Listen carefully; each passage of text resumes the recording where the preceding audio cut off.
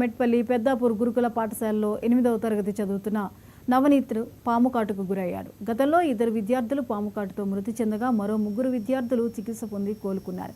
ఈ సంఘటన జరిగి 3 నెలలు కాకుండానే నవనీత్ పాము కాటుకు గురి కావడం స్థానికంగా ఆందోళన రేపింది. నవనీత్ కోరుట్ల ప్రైవేట్ ఆసుపత్రిలో చికిత్స పొంది కోలుకున్నాడు. ఈరోజు పెద్దాపూర్ క్యాంప్ నుంచి ఒక 40 మినిట్స్ ముందట చైల్డ్ వచ్చాడు విత్ మార్క్స్ తోటి.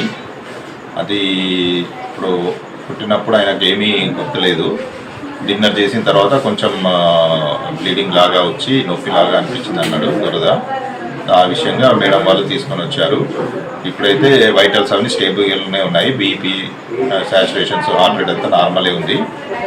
ఇంకా పాత సంఘటనలను మనము దృష్టిలో పెట్టుకొని అతనికి అన్ని రకాలుగా టెస్టులు మరియు ట్రీట్మెంట్ ఇవ్వడం జరుగుతుంది. ఇప్పుడే డిఎంహెచ్ఓ గారు, ఆర్డీఓ గారు కూడా మనం ఇన్ఫర్మేషన్ ఇచ్చాము.